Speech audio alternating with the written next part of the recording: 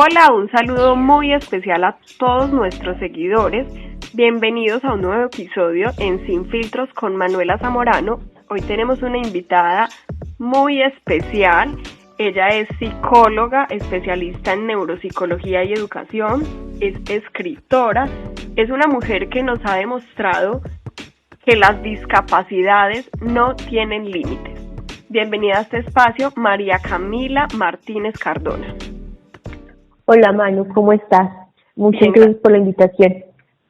Bien, Cami, muy agradecida con usted por sacar el tiempo para hablar sin filtros en esta conversación donde vamos a dar a conocer algunos detalles de su vida, más allá de lo profesional, más allá de lo que todos conocemos como escritora, y es que Camila ha asumido un reto a sus 32 años de vivir sola, algo que para muchas personas podría ser normal, pero teniendo en cuenta su condición física es sin duda el mayor reto de su vida, Cami, y cuéntenos precisamente cuál es su condición y cuál es la realidad actual de su vida que la llevó a tomar la decisión de vivir sola. Bueno, mi condición es parálisis cerebral espástica. Tengo comprometido en la mano derecha y mis extremidades inferiores. Se vuelve un poco complicado porque tengo movimientos involuntarios y evidentemente esto ha sido un reto. Tomé la decisión para venirme a vivir sola por un proyecto nuevo en el que estoy, entonces requerían que yo me viniera a vivir a Enferma otra vez. Entonces, eso ha sido como lo principal de la pregunta. Camila, precisamente, ¿cómo ha sido ese cambio de vida en sus últimos días, teniendo en cuenta que durante toda su vida ha tenido a alguien que esté pendiente, que necesita a Camila, cómo está Camila, ayudemos a Camila, y ahora Camila está sola con Camila? ¿Cómo ha sido ese proceso de transformación y de aprender a hacer cosas tan básicas como abrir la puerta de la casa?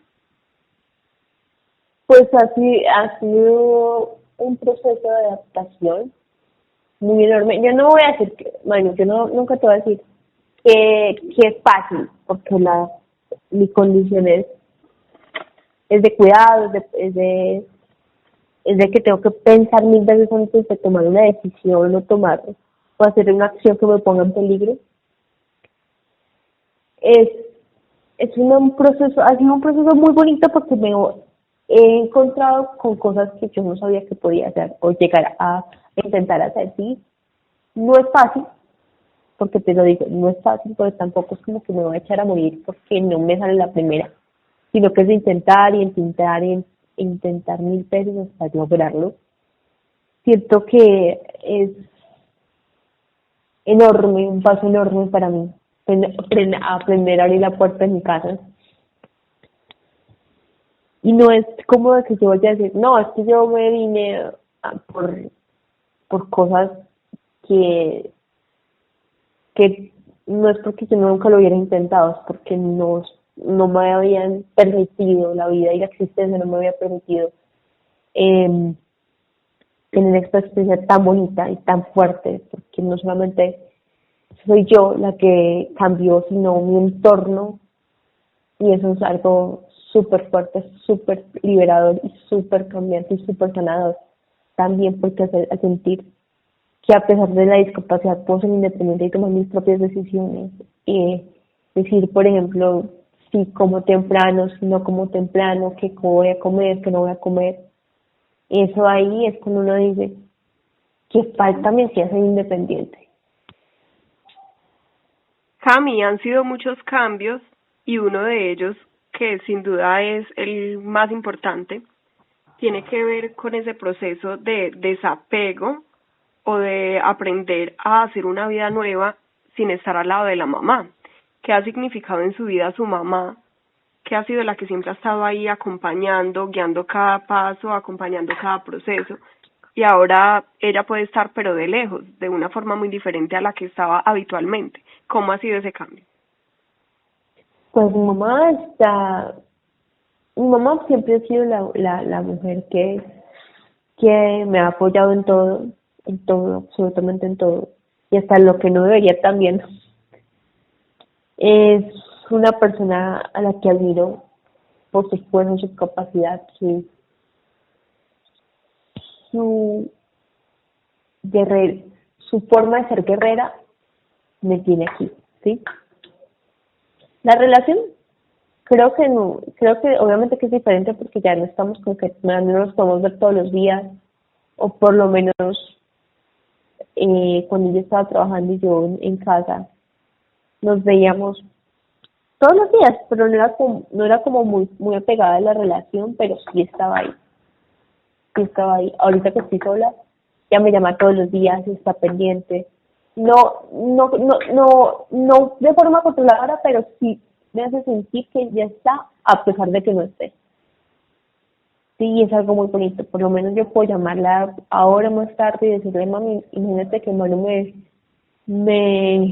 me hizo una entrevista el título de la entrevista es súper charro, entonces ella se va a reír conmigo y me va a decir, pero, esta señorita, pero bueno. Entonces es muy bonito tenerla todavía, aunque estemos a distancia.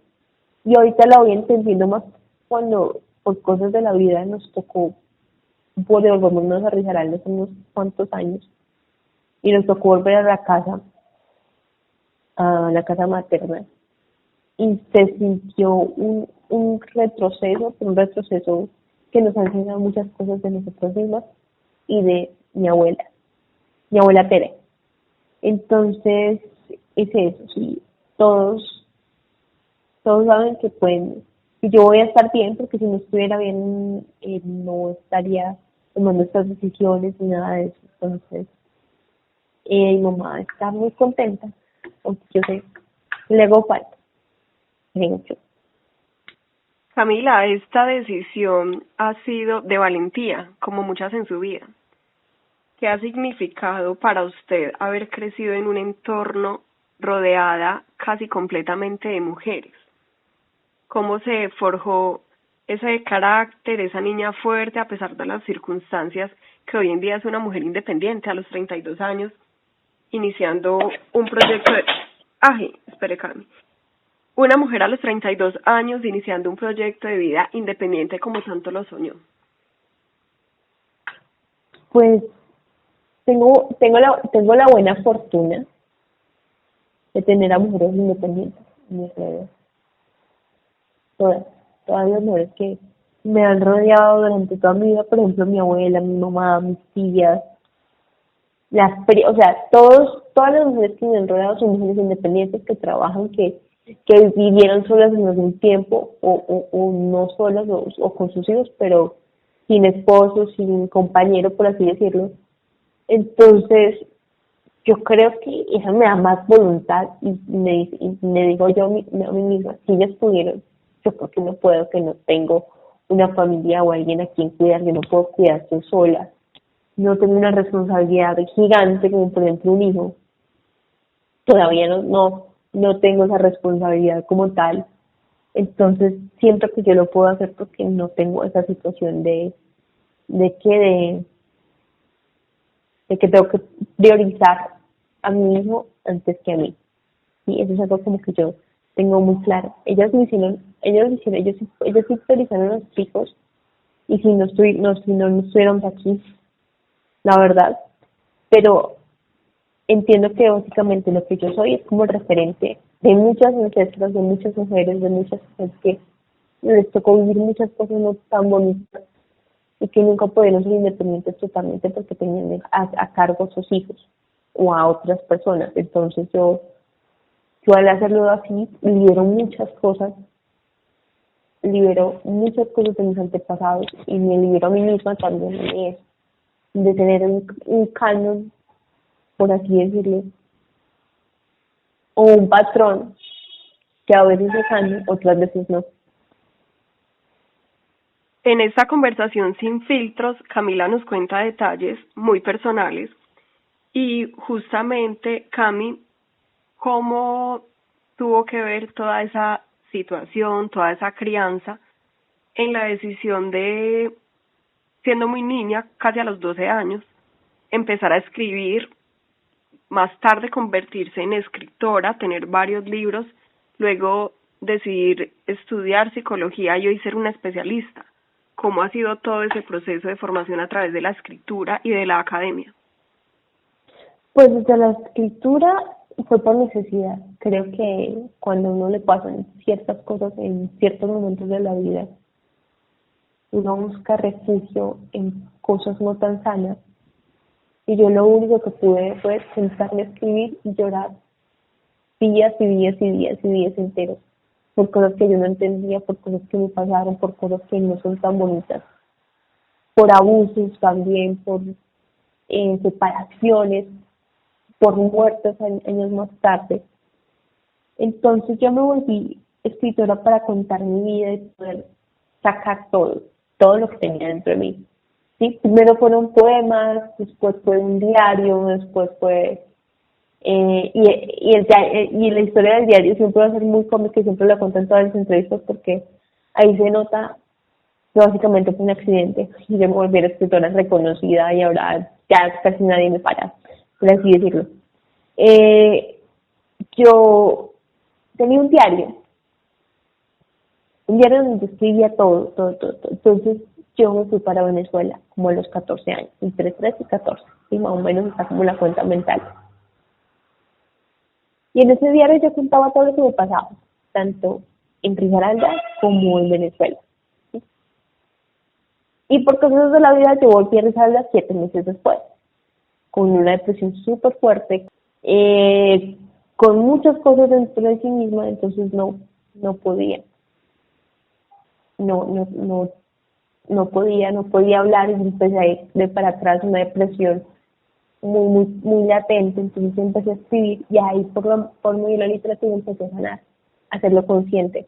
Creo que creo y sé que cuando uno vuelve consciente de las cosas, el dolor se apaga y empieza a mirarse desde una perspectiva más tranquila y menos caótica, ¿sí? Entonces yo empecé a escribir. Y unas compañeritas de otro salón, donde estudiaba el chico que me gustaba, lo leyeron en la clase de castellano. En 5 minutos me mandaron a llamar. Y la profesora se sentó a hablar conmigo, la profesora Consuelo, que es una de las maestras más queridas que yo considero como ejemplo de pedagogía en muchas cosas, se sentó a hablar conmigo.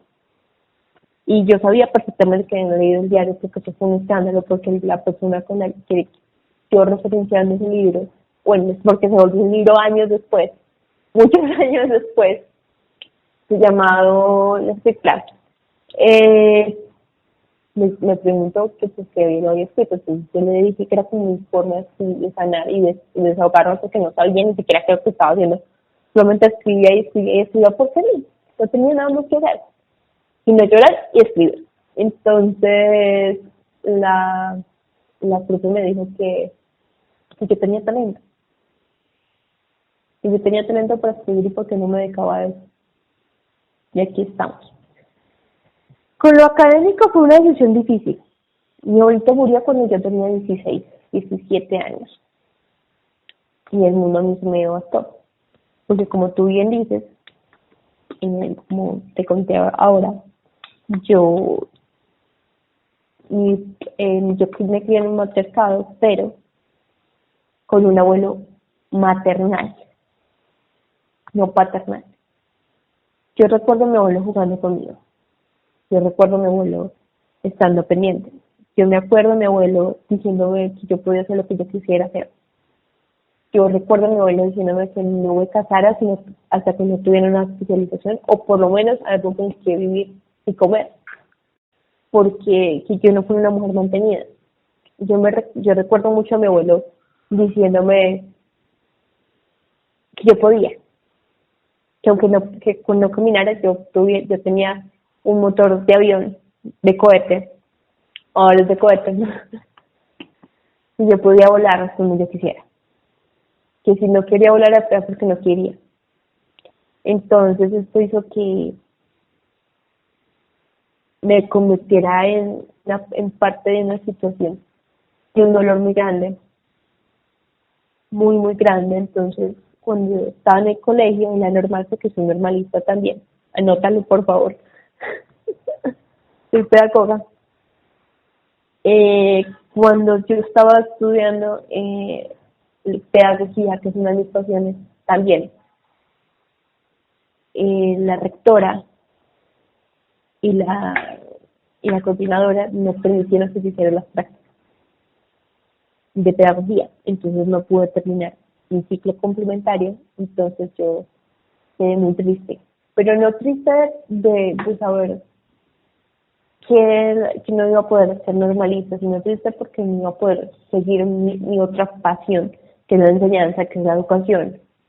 Entonces yo decidí, ok, miremos qué hacemos, porque ya había terminado el colegio y estaba haciendo un ciclo, porque pues, para complementar uno con lo otro, y solamente estaba haciendo eso, entonces, por ir y venir, yo decidí estudiar psicología. Además, años más tarde, no, años antes de ponerme a estudiar la carrera, había tenido una discusión muy fuerte con mi prometido en ese entonces, porque, hey, también nos íbamos a casar. entonces, ¿qué? Entonces yo decidí ponerme a estudiar en la UNAD, la Universidad Nacional de Abierta y a Distancia, y ahí fue cuando empecé a entender todo desde una perspectiva un poco más académica y un poquito más humana de por qué pasan las cosas, de por qué estás triste, porque cuando estás triste no tienes que decirle a una persona que puede, no, obviamente que sí puede, pero tienes que empezar un proceso muy interno en el que tiene muchas cosas entre sí mismo para poder, muchos determinantes y condicionantes para poder cambiar su propia realidad. Entonces ahí fue cuando empecé yo a estudiar la carrera, me demoré 5 años y a los 25 años ya era psicóloga en plena pandemia. No tuve ceremonia. Eso me dolió bastante, la verdad, te lo digo. Pero tenía que pasar así porque tenía que pasar así. Las prácticas profesionales, hice unas prácticas en la comisaría de acá en Serma, como te digo, yo viví muchísimos años acá. Entonces, ¿qué? Tuve esa posibilidad de hacer las prácticas académicas en la comisaría y evidentemente en el hospital. En el hospital cuando íbamos a entrar una compañerita y yo, Sarita. Nosotros nos quedamos, ¿qué vamos a hacer? Porque entramos en pandemia y ya teníamos todos los papeles y todo el cuento. Entonces nos permitieron hacer las prácticas virtuales. No fueron lo mismo, no, pero sí aprendimos mucho de cómo la sociedad está constituida y porque cuando una cosa tan grande no se controla como tal, no se da la importancia que se debe, puede salirse de control, tanto emocional como el contexto social, emocional y psicológico. Entonces, es eso. Creo que eso fue un gran cambio, pero bueno.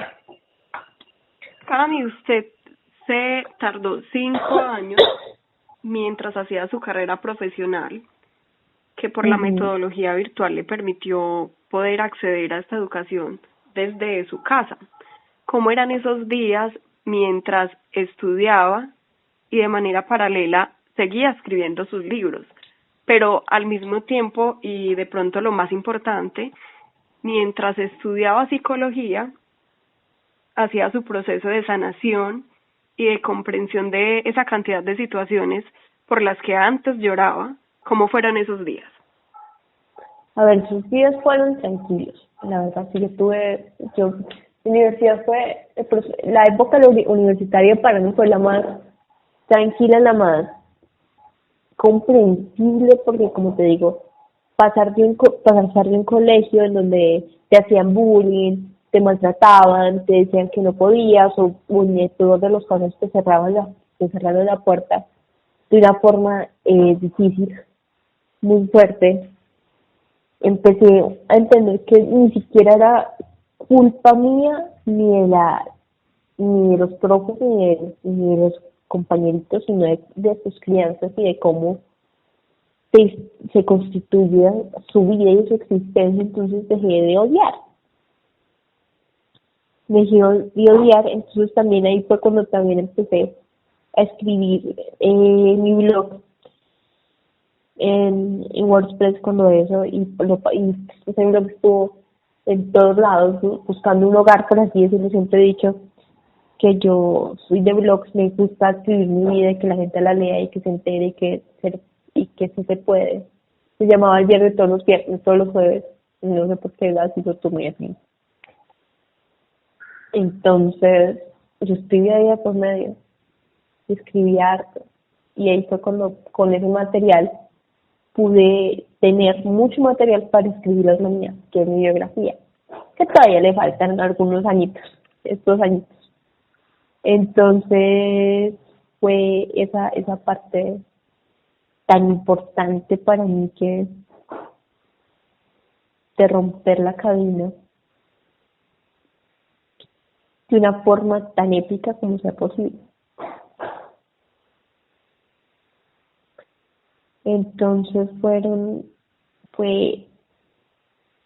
el proceso fue tranquilo, pero también fue caótico, porque como no tenía muchas posibilidades de salir, entonces me apegué más a mi mamá. Éramos muy apegadas, por así decirlo. Y con mi hermano tiene Asperger y es muy inteligente, pero es otro mundo totalmente distinto. Entonces también le miro a mi mamá tener dos personas con condiciones totalmente distintas y darle a cada uno lo que puede y lo que sabe que puede llegar a hacer. Entonces es algo impresionante. Camila, uno de los logros más importantes para usted en ese momento fue poder obtener ese título como profesional en psicología, y usted mencionaba que por la situación de ese momento y tuvo que ver con la pandemia, no tuvo ceremonia. Sin embargo, usted lo vivió, lo celebró y lo disfrutó como siempre quiso y como soñaba. Pero recuerdo que en ese momento hablábamos, de hecho hicimos una nota en la que Cami decía, yo siempre he estado en pandemia. Entonces era, de alguna manera, lo que para muchas personas era una situación anormal, para Cami era su diario de vida, porque con o sin pandemia ella estaba siempre sola en su casa, no tenía la posibilidad de salir, de tener una vida típica como cualquier mujer a su edad. Hoy, después de toda esta formación profesional, luego de hacer su especialización, ¿cómo piensa usted, Cami, que ha podido transformar todos esos pensamientos, todos esos dolores y sufrimientos, aún en medio de una discapacidad, para vivir sin límites y lograr todo lo que se ha propuesto en su vida? A ver, Manu, yo no sé si cuando por fin pude comenzar a trabajar, que no fue algo muy bonito, que digamos, porque tuve experiencias muy grises también, y empecé a ahorrar para comprarme la silla de ruedas eléctrica. Yo sé perfectamente que esto va a sonar muy materialista, porque esto suena muy feo también, la verdad, pero no me importa, la verdad no me importa, estamos en filtro, ¿sí? Cuando yo pude conseguir mi silla de ruedas eléctrica, cuando yo pude salir, cuando yo pude tomar mis propias decisiones, de poder decir, me subo en la silla de ruedas y me voy a un café, a escribir o a leer o simplemente a pensar tomándome un café. Ahí fue cuando cambió todo. Ahí fue cuando realmente empecé a tomar, ahí fue cuando fui realmente independiente. Sí, porque mentalmente yo siempre he sido independiente, siempre he tomado mis propias decisiones, siempre he sabido qué es lo que he querido y siempre lo he logrado. Sí, eso es algo que yo tengo muy claro. Pero cuando cuando tú te encasillan y te encajonan, muchas veces tu familia, muchas veces tus amigos, muchas veces las personas en tu alrededor te encajonan en el qué pecado no puede ir, o qué pesar no puede hacerlo, o qué pesar, cómo le ayudamos para que lo haga. Y cuando yo cambio ese proceso en el hecho de que tengo la silla eléctrica, me puedo montar, puedo subir, puedo bajar, puedo tomar decisiones, puedo vivir sola.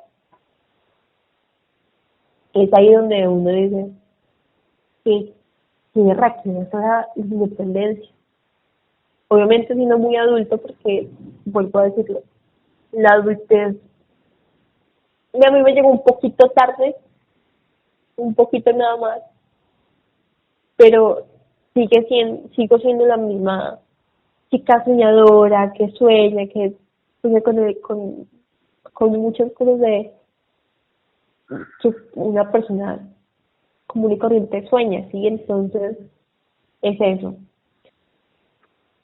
Yo llegué a un punto en mi vida en que llegué a pensar que me iba a tener que quedar encerrada toda la vida.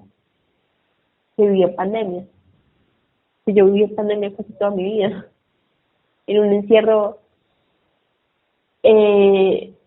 autoimpuesto, pero sin ser autoimpuesto, porque no teníamos la posibilidad de comprarme la silla de ruedas. Cuando me la pude conseguir, no sé si tú te acuerdas, que yo salí por primera vez donde vivía, que era el barrio Tejera de Anserma, y mi mamá le tomó una foto, y ya diciendo, ay sí, si ya no tiene motor, si ya tiene motor, ya viene ahorita sí, ¿cuándo se me va a ir? Y exactamente 5 años después me vine, entonces, es eso, sí. Las cosas que me han pasado y la condición mía no es como que la noche o la mañana yo voy soy independiente, ¿no? Yo sé perfectamente que nunca voy a ser independiente totalmente, pero por lo menos tengo esta herramienta para poder tomar decisiones, para poder decir, hoy salgo y llego a las 6 de la tarde, suponiendo, u 8 de la noche, y no me va a pasar nada porque llevo cosas y si no pido un favor, o sea, yo, a mí no me da pena nada. Entonces eso hace que la situación sea un poco más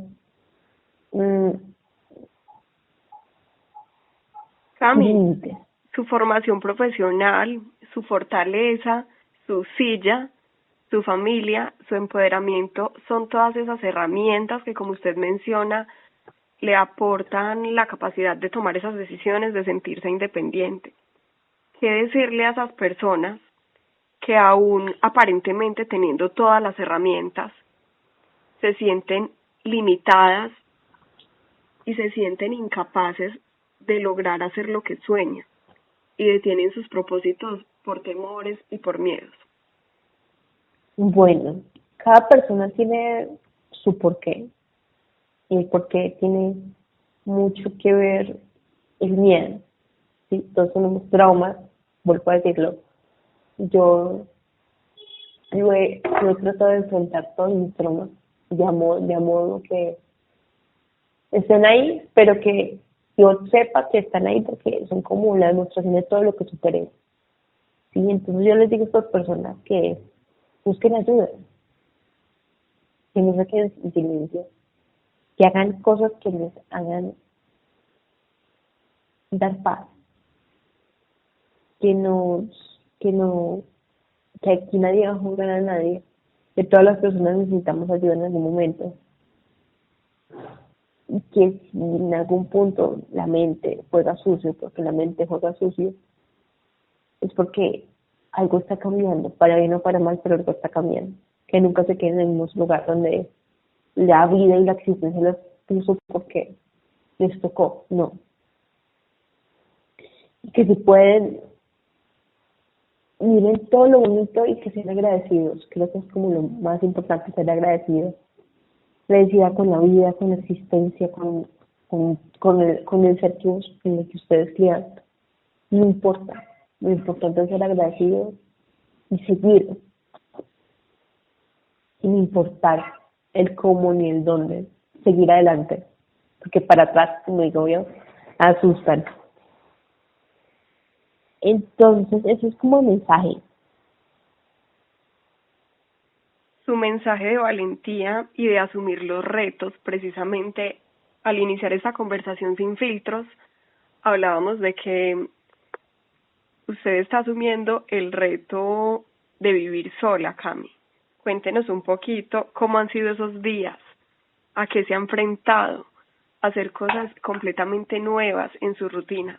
Cómo ha sido todo ese proceso de adaptación, de empezar de ceros, haciendo cosas tan simples como abrir la puerta de la casa, como calentar una arepa en el fogón. ¿Cómo ha sido ese proceso?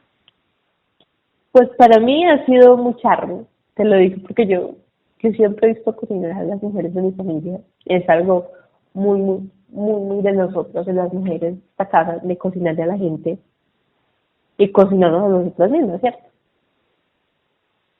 Para mí esto ha sido un reto no solamente porque sé perfectamente que me puedo quemar y me puedo dañar, sino que también estoy aprendiendo a cuidarme, ¿sí? Eso es más importante todavía. De hecho, cuando uno empieza este proceso de adaptación y de cambio, uno siente que está solo, totalmente solo, pero uno no está solo, porque todo el mundo está pendiente, de cierta forma. Entonces, eh, cada persona tiene su forma de ser y de hacerlo. Y para mí, el reto más grande para mí ha sido la cocina. Y no dañarme cuando cuando estoy en el baño sola, porque vuelvo a decir, que lo adaptaron para mí, sigue siendo un peligro.